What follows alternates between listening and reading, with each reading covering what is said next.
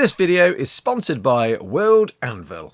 With Gundam kits exploding with popularity on the wargaming scene, I thought it was high time I cracked open some of my boxes and built them. But with a twist. Yeah, that's right, Gundam, but make it World War II. Yeah. Let's see how it goes. What could possibly go wrong? I'm Peachy, and this is Peachy Tips. Now, I'm not new to the Gundam scene. I have built some before. I do love building them. I think they're really good kits, really easy and accessible kits as well. I think from experience of building lots of model kits, the instruction guides are probably some of the easiest to follow.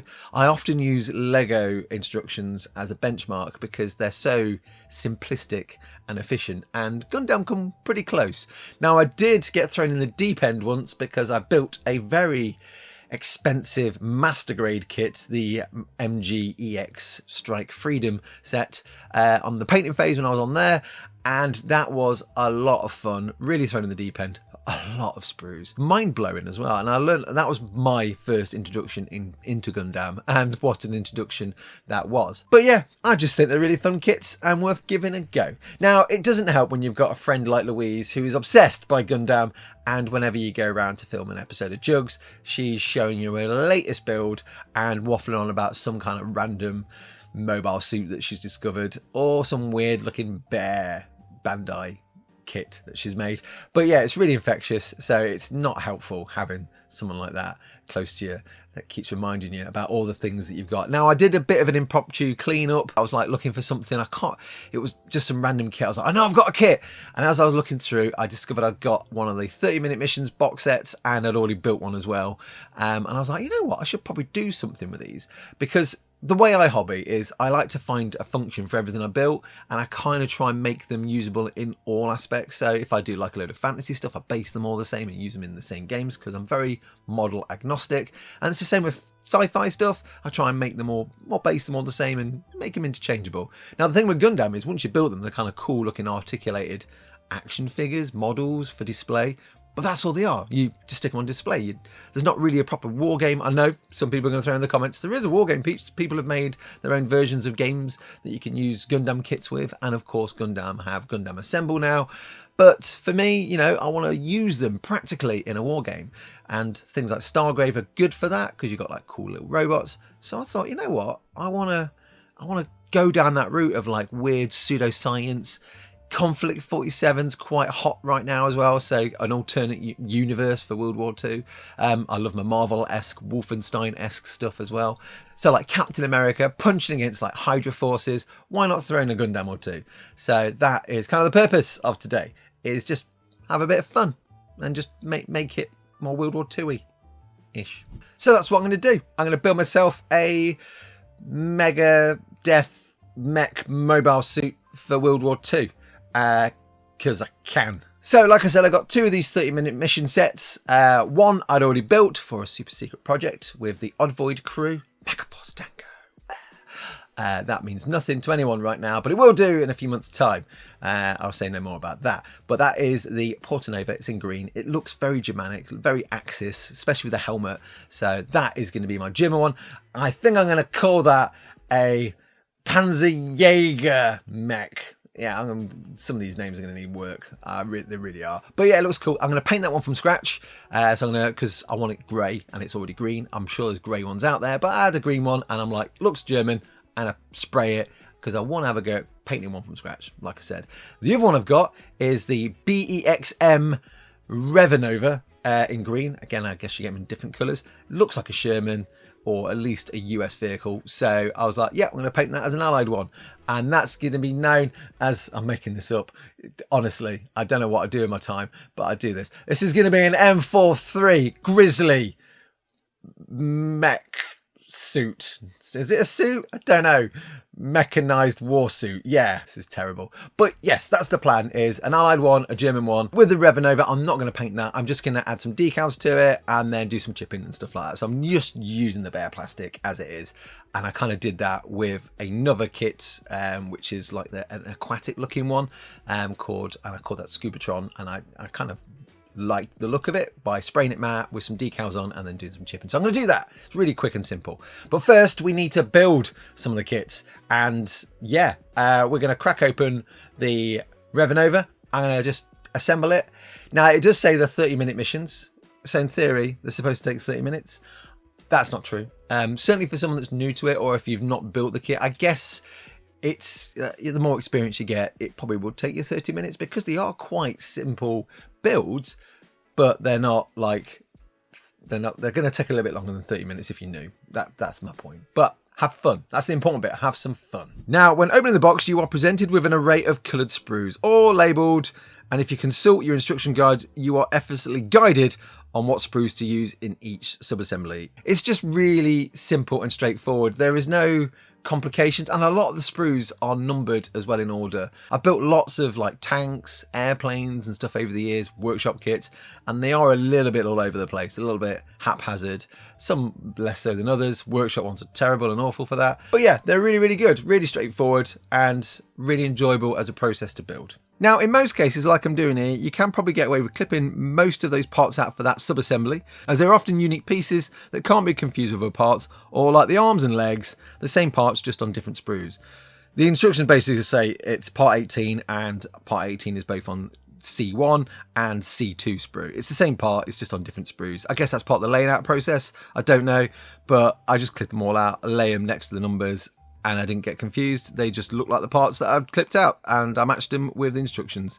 It's just really easy and straightforward. Now, one thing you'll notice, yes, I'm using clippers and files for removing any excess plastic and sprue, etc., but no glue. It's absolutely wild. There are some kits, especially the entry grade kits, which don't need any clippers. They just pop off the sprue, which I think is really cool, especially if you're not new to any kind of like model kits or anything like that, and you've got like a younger audience. So good job, Bandai. Very impressive. But yeah, the instructions just guide you through a sub-assembly at a time, usually starting with the head, then you work around doing things like the torso, the hips, the arms, the legs, then you move on to the gun. The 30-minute missions are very similar in that respect. So once you've like built one, even if it's a different style of kit, it usually follows the same process. And what I really like, as I mentioned earlier, they're all interchangeable. So you could take the arms off this one, and you could put it on the one I'm going to make into a German one. You can swap the heads around, you can swap the legs around. It's really, really good fun. And the fact that they're so interchangeable with all those extra gubbins that you can stick on the shoulders and like the back and stuff like that, really, really like that. And I like swapping guns around. So that's something as well. When I was building the gun, I really enjoyed the process of building that. Now, one of the things I noticed when I was building this gun, it had like a bit of a World War II look to it. So with the magazine underneath, it kind of gave it a Browning automatic rifle look, so a BAR. But if you stuck it on the top, looked more like a Bren. And I know it's an American Walker Peach. It's not real. Also, it's all made up in my head. But it kind of looked World War II by sticking the magazine coming from the top. So I did that with this build as well. But yes, really interchangeable. Really, really good fun to build. And the fact that I'm not using clippers still blows my mind at this point. Now, one thing I do notice when I'm building this, when you are clipping things off and you kind of get to the end of a sprue, it feels like a little victory. You're like, yay, I've done a sprue, and you put it to the side. So you know there's that almost that sense of progress happening, but also it's a little bit of a sadness as well, because you know the journey's coming to an end as well. And I predict most people, once they've built one of these kits, will probably move on to other ones as well. It just feels really good, and I think I've got to this sort of stage now where I want to build some more 30-minute missions. There's also night ones as well, so if you want like big fantasy mechs in like weird fantasy games, that's also an option too. Again, all interchangeable, so you can have a night, but World War II style. Oh, why didn't I think about that? Idiot. Never mind. Next video, I could do that. Now, with the Revanova built, I love posing them as well. So that's just a bit of fun, just playing around with different poses, like different kind of cool. Like, is he strutting forwards? Is he like just hanging out, looking chill? It's a robot. I know they probably wouldn't do that, but I like posing them because they're articulated. So with that done, I moved on to my Portanova, or the Panzer Jägermech. So this is all going to be sprayed because it's green. I could have done this as an allied thing as well because it's got the green there. But I wanted to have an Axis and an ally for my games. And also because I want to show, you know, it's plastic. You can spray them and paint them from scratch. So I decided I'm going to do it grey, like normal sort of German uniforms or German vehicles. Now you do get the Dunkelgelb, which is sort of like the dark yellow with like the brown and green camo patterns. I was in two minds to start with a sort of a spray like that, and then do the traditional looking German tanks that you would see, like certainly early war and then late war as well. But I was like, no, I'm gonna go grey, because I'm channeling that weird pseudoscience Wolfenstein vibe. But the great thing is you can remove parts, and I wanted some bits grey, but also some bits black or off black, so like a charcoaly kind of black. So I took the helmet off, I took the legs off, below the knee, because you can take them off. You got like a little thing that slides out, and then you kind of just pull them off, because they're all like ball and socket joints. And I was going to spray those black, so it looks like jack boots and a German Stahl helmet, kind of. So that was really good fun. I was like, yep, so this section's all going to be grey. I'll spray that. I could have done gloves as well, I suppose, done the forearms as like gloves, but I was like, nah, that's too much. So yeah, it would have black boots and a black helmet. Again, it's that weird German science department and their colour choices going, yeah, we shall make this look like a German stormtrooper, yeah. And then the head up commander's like face palming it. Oh no, it's just a robot, it's a tank, just send it out and shoot stuff. I don't know why he sounded more British than the rest, I don't know. Probably not even include that bit in there. I don't know why I keep doing these awful German voices. I'm a terrible human being. Now, with him sprayed, I've got like the dark grey sections here and the black sections. The next thing I'm going to do, same with the Allied one, is I'm going to apply decals before I weather. Now, I like to do that first because you want the decals to look weathered as well. Otherwise, if you weather it and then put the decals on after, they look really neat and clean. It's very confusing. But yes, I want to get the decals done first, and then they're ready to take on the world at war. But speaking of world, let's hear from today's sponsor, World Anvil. It's just a little advert, folks. We'll just enjoy the ride. Enjoy the ride. Then we'll get back to building and painting. Good evening, chaps. Colonel here with a bit of top secret intelligence for you strategists and map mavens out there. You see, running a proper campaign, tracking armies, territories, and all that glorious lore can become rather like trying to herd tanks through treacle. Fortunately, headquarters has issued us with the most splendid piece of kit, World Anvil. World Anvil is the ultimate operations centre for anyone building their own worlds, campaigns, or settings. Think of it as your digital war room, where you can deploy interactive maps, log faction histories, and track every last battle, character, or campaign turn without losing your marbles or your notes. It boasts over 25 templates for world building, plus a marvellous Chronicles feature that lets you chart the course of your wars across time and space. And if you dabble in role-playing between skirmishes, World Anvil sports over 45 game systems. Or you can even design your own. Writers and storytellers find it equally invaluable for keeping plots, characters, and world lore shipshape in Bristol fashion. So steady on and march smartly to worldanvil.com and use this code, Peachy, for 51% off a yearly subscription. That's half price, old bean. Jolly good value for the best command and control software this side of the channel. Now off you go. Worlds to build, campaigns to win, and tea to drink. Keep calm, keep track, and carry on. So moving on to the decals, what I'm going to do now is stick them on. Now, I have got a whole bunch of decals for World War II vehicles that I've got from like bolt action sets and stuff, but with the new Conflict 47 stuff, there's some really cool, very different looking decals. So I thought, you know what, I'm going to use a bunch of those. I could have like stuck traditional looking Allied stars on. I'm going to stick some on to make it look like an Allied vehicle for sure. But the German and the American decals you get in the set just look really cool and look really different. So I'm just going to mostly use those. Having selected my choices for the Grizzly, or Revanova as it's traditionally known, all I need to do now is cut them out. As the decals have a film shaped to the design, it doesn't really matter if I cut the area too proud, because it will just slide off to the actual shape and design of the actual decal. I personally like to place them on some kitchen roll. This is a trick I learned from the hobby team back in the day in my studio days at Games Workshop. And then I just add moisture to the tissue and it slowly lifts the actual decal off the backing paper. You can do it in bowls of water or like dishes of water, but the thing is you're having to chase the actual paper around and then slide the thing off, whereas on the actual tissue paper it's there, you don't have to like go chasing for it. So, and it's just easy to pick up, at least from my experience. Then it's just a matter of picking them up, moving them to the area you want, and then just slide them off onto that desired area. Now, some of these I knew where I wanted them to go. I'd kind of planned like I want to start on like the right side, and then I want one of those cool like badges on the left side. But some of that I was just like playing it by ear. Some worked really well. There's like the name like Green Reaper and then like USA and then like some code. Just seemed to work really well with that kind of like pecs flexy armor it's got. Just had like this little section underneath it. That was really, really good. So it fit perfectly there. The rest I just worked my way around. Now when I was applying these as well, I had a bit of tissue. You can get some stuff called Microset and Microsol. They help soften decals. I use those as well. With the plastic being bare plastic, it will move around a bit, so I gently just press down with some tissue paper just to hold it in place, soak up any excess. Traditionally sort of how you would apply a decal anyway, but the Microset, Microsol stuff should help it adhere to the plastic as well. It kind of melts it into it a bit, but just be mindful when you are moving it around and holding it that your thumb doesn't move the thing. But with the decals applied, what I will do is spray some matte varnish, because what that does is that not only knocks back the shininess of the decal and the shininess of the plastic, but it helps tie them both together, and you shouldn't get any like weird discoloration between the two. Again, I did that with this nautical one I did for Mechaforce Tango. I don't know why I keep doing that. But yes, it works really well.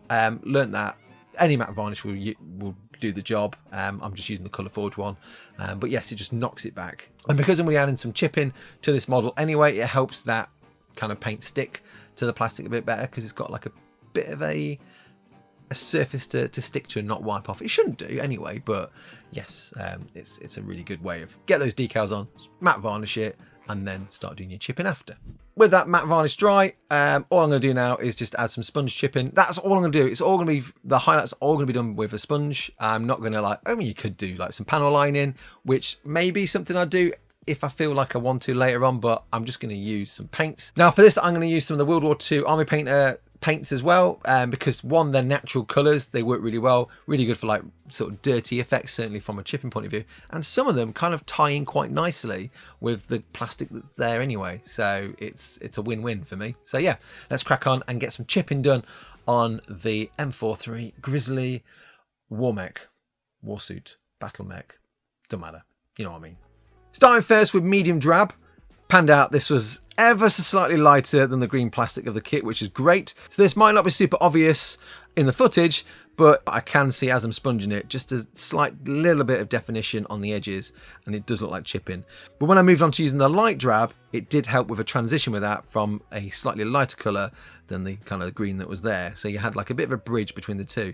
Now the darker metallic looking plastic as well, I kind of sponged the medium drab onto that as well as the light drab, because a lot of these things are going to have the same undercoat when they're in the factories, so it makes sense that actually that will chip and get battle damaged as well, and maybe reveal some of that green colour. Maybe it is a different material, doesn't really matter, it just tied in nicely and it looked like chipping. But it also really helps by using a sponge, give that battered weathered effect, and it's really quick and easy to use as well. Now one thing as well, I always make sure I dab this sponging effect onto those decals, because it helps tie it in with the weathering, otherwise again they're going to look quite neat. But because that medium drab is a very similar colour to the actual green plastic of the Revanova Grizzly, it kind of looked like extra bits of chipping. So there's some of the decals from the Conflict 47 stuff are chipped looking and worn, but for the fresh ones you kind of want to make them tie in a bit better. So yeah, using that medium drab initially and then some of the light drab kind of made sense to make them look chipped and a bit broken up as a decal would be. Then I used a bit of dark olive after that for more rusted or older chips. Again, ensuring these were added onto the decals too. Also made sure I applied this to areas that would naturally get more wear and tear, like joints, hatches, access panels and the like. And then it was just a matter of just dry brushing the gun. So for this, as opposed to sponge chipping it with some silver, I just used some gunmetal and I just flicked a dry brush over it. And it looked like maybe it was like a grey metallic paint, or it's been painted like a dark grey, but the metal's kind of shown through because it's been used a lot. You could do what you want with it. You could spray it black and dry brush it silver so it looks even more like a gunmetal. Maybe even like completely paint it so it looks like a Bren. But yes, yeah, you can do what you want with the gun, but dry brush it with a bit of silver. That is our US mech done. Again, I like to fiddle around and put them in like weird poses and stuff. So what I'm going to do now is move on to the German mech. Now this one has been sprayed. What I'm going to do here is apply the decals to that as well. Again, I've got a whole selection of different decals. A lot of these feel very Wolfenstein as well. I know it's Conflict 47, but they have like some of that Wolfenstein style eagle design that you see from the game packaging and the front covers and stuff, which is great. So I apply those all over, being very mindful not to apply a certain symbol. Luckily, they don't have any of those on those decal sheets, so it was just very made up looking, but very Germanic Axis kind of style iconography. So it kind of feels the vibe of like weird alternate World War War stuff. World War War stuff. World War II stuff. World War War. Don't even know what that means. Again, when applying these, do be mindful where you put your fingers or how hard you dab with the tissue when removing any excess moisture from the surface. I had a little bit of a fight with this decal here. I was having a little bit of a moment and it kind of got stuck to my finger. It took a little while and then it folded on itself. Again, just with a bit of patience, a little bit of water, I kind of managed to unfurl it. And one thing I've noticed, and I don't know anyone in the comments do throw this in, the decals are reversible. I've noticed this with like workshop decals. So it doesn't matter if I've got it the wrong way round, it still stayed on and it stuck. And I applied the microset and microsol and it was fine. So as long as you like flip it around and like uncurl it and then go which, if it's words you'll know, but if it's not words you might go which side's which. I think it's they work either way. At least from experience, I've never had an issue where I've applied a decal upside down. It's been fine. It's just a film, a carrier film with a design on it. The only thing I would say is like some would probably be white underneath because of how it's been layered with colour. But yeah, for most, it's one colour. It's flip reversible, isn't it? So works great. Now I wanted to channel some of the historical look to like the identification, like adding numbers that you would see from like a World War II German vehicle. So German vehicles would have 3 numbers usually. The first one being the company, the second one being the squadron, and then the third one being the tank within that squadron. So if it's like 111, it's first company, first squadron, first tank. So I was going to do the same kind of thing here, but I was only going to do a couple of numbers because it's going to be like almost treated like infantry instead of like tanks, even though it's called a Panzer Jäger mech. And it would just be like regiment or company and then maybe the platoon or whatever. They don't get individual numbers because they're going to be expendable. There's going to be lots of them and they're going to get blown up loads because they're cheap to make Panzer mechs. So yes, and also I didn't have enough room for 3. This is also the other reason I had to retcon my own tank designing skills in my brain going, I can only fit 2 on. That's fine. I'll make a way of making that work. But yeah, if you get 3 and you can fit 3 on because it's a bigger thing, do that. It's up to you. But yeah, I wanted to channel that. And I really like the kind of the way the numbers are with that kind of like red around the edges and stuff, or white, depending on which ones you use. And again, before I do any painting with this, I'm just going to spray this model with some matte varnish just to knock back the decals before I start applying any of those paints to it. Chipping effects, whatever.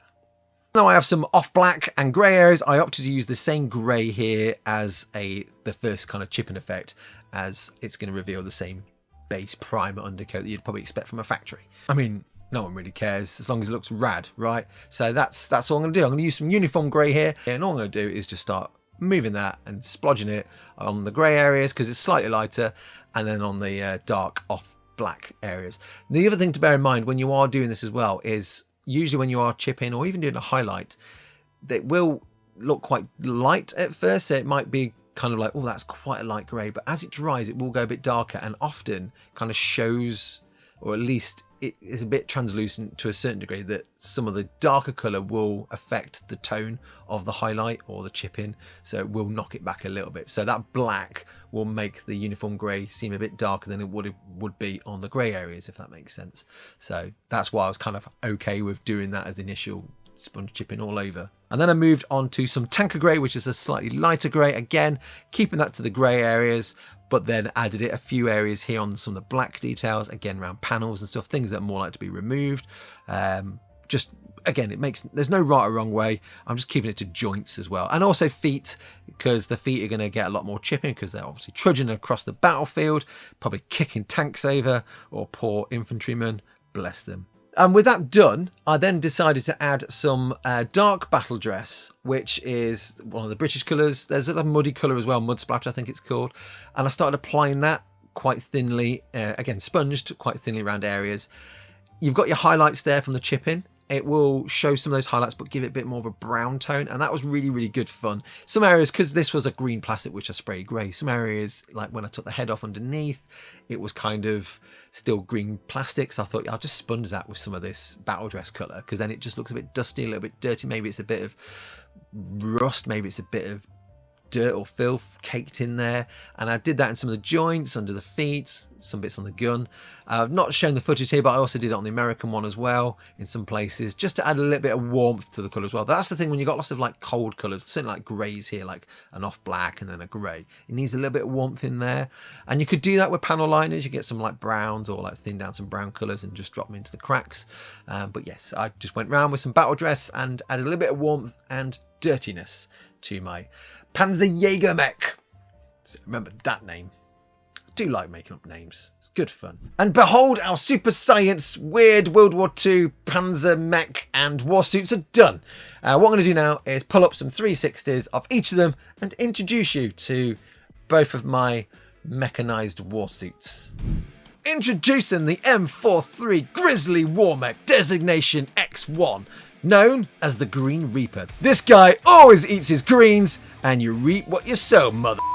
Attached to the 101st Airborne, this mech was instrumental in pushing back the Panzerjäger assaults of the Second Battle of the Bulge. Speaking of which, the Panzerjäger mech, a mass-produced mobile war mech, though don't let that fool you. Though numerous in number, they are also able to hold their own against most Allied tanks and light armoured mechs. Not against the Grizzlies though, they're naff against them. So there we are, a bit of random Gundam meets World War II building and painting.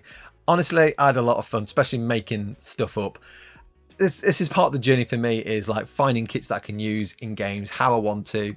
And I've had like a bunch of the mobile warsuits around, like the traditional looking Gundam that you would see. And I was like, how do I fit that? And I think I'll probably introduce those more into like Stargrave settings or 5 parsecs settings as well. But yeah, certainly these ones that I had definitely had a World War II vibe. And that's the great thing with these 30-minute mission sets. They are reasonably priced as well. I mean, usually they retail about £20. Some are a little bit cheaper. Some are like a couple of quid more expensive, which is kind of like equatable with like some of the World War II tanks that you can buy. So if you go on Warlord's website, like the plastic shims, like 25 quid. So they're kind of similar in cost. So it's not like going to break the bank by maybe buying a warsuit if you're like, oh, I'm on the fence about doing that. I kind of like the idea of having a warsuit for my Conflict 47 stuff, but you know, they're quite expensive. This is the wild thing. Gundam kits are so cheap for what they are. They're well engineered, really well laid out, really simple designs. You don't need clippers. Sometimes, well, you do need clippers with some. You don't need glue for a lot of them.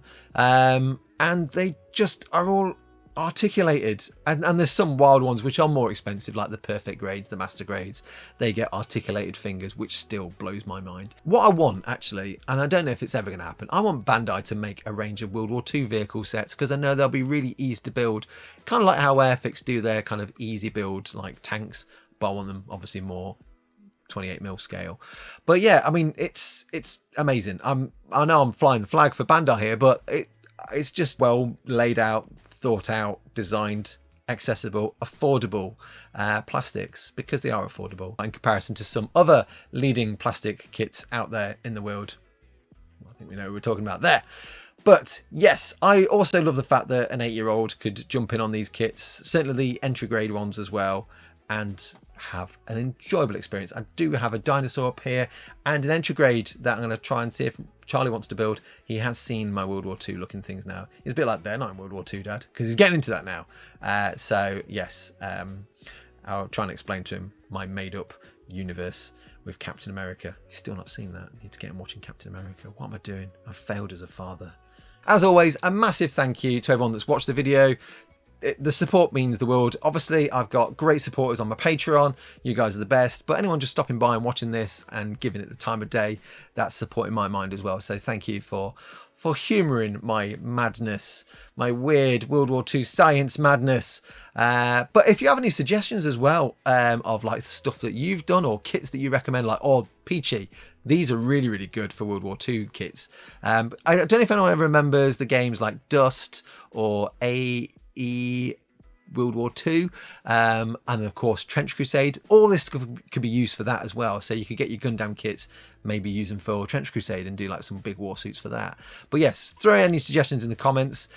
Suggestions for names. I mean, if you like looking at like M43 Grizzly, what are you thinking? Because that's the thing, right? You got to think of naming conventions, and that's what I was trying to do. Like American tanks would either name them after like Civil War generals, or really terrifying sounding like beasts, because you got like the Hellcat, you got like the Wolverine. Kind of makes sense. And then you've got things like the Sherman, the Sheridan, what else we got? The Lee, the Grant. So, you know, they're named after generals. And I thought Grizzlies are kind of a very American thing, and it looks quite bulky, so it makes sense. Whereas the German conventions tend to be quite practical. You know, they have like a car that goes in water. Schwimmwagen! A car that goes in water. Simple. Schwimmwagen. So to try and make it, it's a armoured walking hunter. So Panzer Jägermech or Panzer Hunter Walker. You know, I'm trying to be practical with the German naming conventions. But yeah, throw your own suggestions in there. See, I'm waffling already. But yes, that's me done. I'm now going to go off and look at other kits I'm going to buy, because like I said, they're all interchangeable. You can plop bits off. Maybe have a crack at looking some more historical looking weaponry I could probably introduce as well. Interesting, like larger Sten gun. I'll have to do a British one. That's the thing I was looking at as well with the 30-minute missions. There was a couple, even though like the Porta Nova, which was the one I painted as a German, when it was in different coloured plastics, there was like a sandy looking one that looked very sort of like Imperial Japanese Army. I was like, well, that was quite good. There was quite a big bulky one as well. This bulky one here, I was initially going to buy it, and it looked very Russian-esque. So that's an option down the line, to get one of those and do like a small Russian one. And then do a Tommy looking one. Again, all the factions really. But yes, thank you very much for watching. I should probably shut up now and then go off and do some other stuff, which is what I'm going to do. Right, love you. I'm going to watch some World War II films. Get Charlie watching Captain America. I hope he likes it, because he's my favourite Marvel hero. Bye.